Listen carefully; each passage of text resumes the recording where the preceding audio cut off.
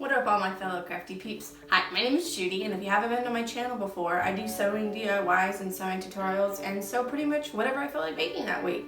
So this week, I'm going to show you guys how I turned a dress that I got from the thrift store that I really liked the fabric, but it didn't end up looking so good on me, and to this super cute little boho bag that I made for myself, and then I also made one for my sister that I'll show you guys at the end of the video. So if you're interested in making a cute bag like this to carry all y'all stuff in, make sure you stick around and let's get started.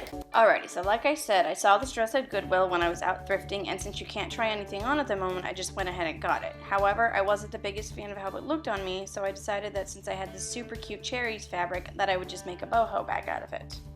Alright, so the first thing I did was to start to seam rip the bodice from the skirt.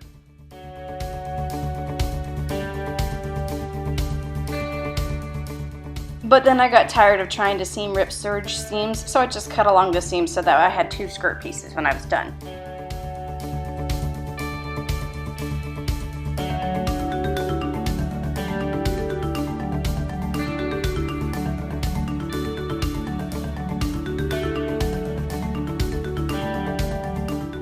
The next thing that I did was draw my pattern out. The pattern from the tutorial I followed, which I linked in the description box, called for the base of each piece to be 17 inches, the height to be 12 inches, the height from the bottom of the bag all the way up to the top of the handle to be 38 inches, and the width of the handle to be 3.5 inches, all of this with a 1/2 inch seam allowance. I didn't have quite enough fabric for that, so I modified it a little bit, hence me drawing out my pattern.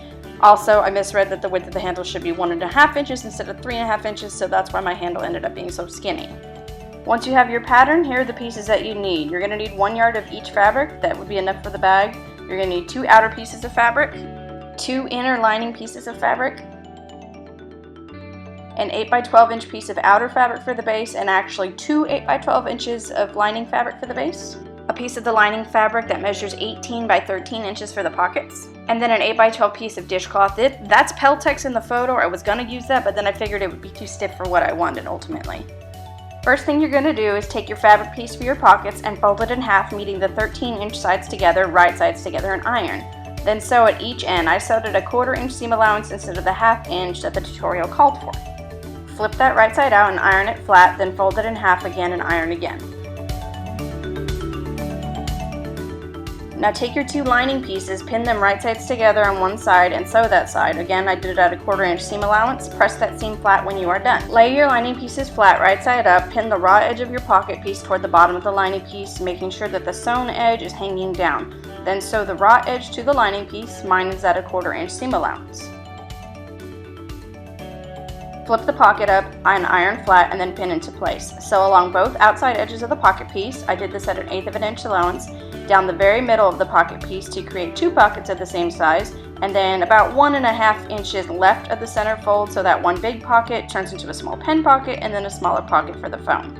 On the phone pocket, you'll need to top stitch about above the bottom part of the pocket about 1.5 inches, so that way it sticks out, you can grab it. Now for the outer pieces. My green stripe fabric was pretty much a jersey fabric, and I didn't want it to sag like crazy, so I attached some interfacing to those outer pieces to give it more structure before I did anything. Once I had done that, I pinned my outer pieces right sides together and once again sewed one side seam together at a 1/4 inch seam allowance. Time to attach the outer and lining pieces. I pinned these 2 giant pieces right sides together along the handle ends of the fabrics. To attach them, you want to stitch along just the top part of the bag. Do not sew across the very top edges where the strap pieces will later meet like I did, because number 1, it'll make it ridiculously difficult to flip right side out later, and number 2, you obviously won't be able to slide one end of the fabric into the other like you're supposed to. Now that I just did what I told y'all not to do, I struggled for a good while getting it all flipped right side out, but I managed to get it in the end.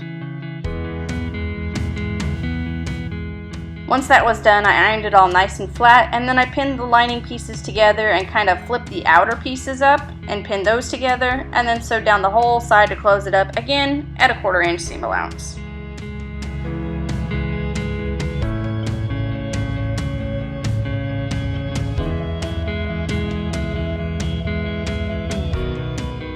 Time to assemble the bases of the bag. For the lining base, you will need 2 of your lining pieces and that 1 piece of dishcloth. I had a brand new one on hand, but you can use whatever you have. I curved the edges of these 3 pieces and then sewed all 3 pieces together at a 1/4 inch from the edges.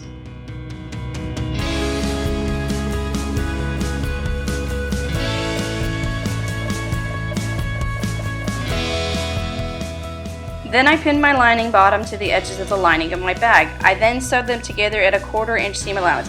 Make sure to leave a 4-inch section open on one side so you can turn the whole thing right side out later, unlike me. You won't have to unpick all your stitches and get really frustrated.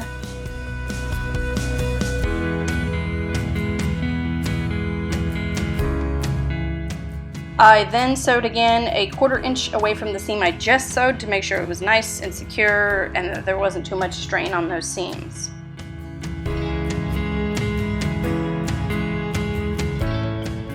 Now for the outer bottom piece. I also put interfacing on this as well before I sewed it. I pinned it to my outer bottom and sewed it exactly the same way as my lining pieces, except for you don't have to leave an opening on the outer bottom piece. Then once you're done, you can pull the whole thing right side out through the hole you left on the lining piece.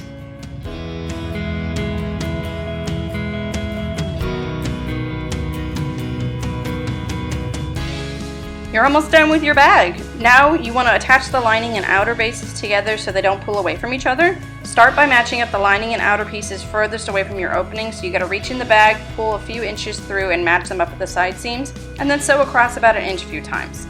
Do the same for the ends that are at the opening. At this point you would tuck one end of the strap into the other end and sew it. I didn't do that because I sewed them up, so I had to sew them together. I sewed an X to just strengthen it, and that's what I did for mine. Lastly, you're going to hand sew up the opening in your bag lining. I did this using a ladder stitch. You could really do this with your machine if you really wanted to, but it looks much nicer if you hand sew it, just more professional. And now you're pretty much done. The only other things that I did was to top stitch everything down on the bag, like along the opening and the strap. And then I added some little straps that I hand sewed in order to be able to tie the bag closed because I didn't want it gaping open all the time. But all that's entirely optional. You can be done at this point. And here is my completed bag. And then here is the one that I made for my sister that I completely followed the tutorial for sizing and all. So it turned out much better. Alright, so hopefully you enjoyed this video and inspired you to go out and make your own cute boho bag. I mean, I already had the cashier at Hobby Lobby ask me if I made it, because, you know, and this was the first one I made, so not even the good one I made. So I was pretty proud of myself for that. So if you enjoyed this video, make sure you like and subscribe, and make sure that you come back next week to see whatever I put out next. Bye!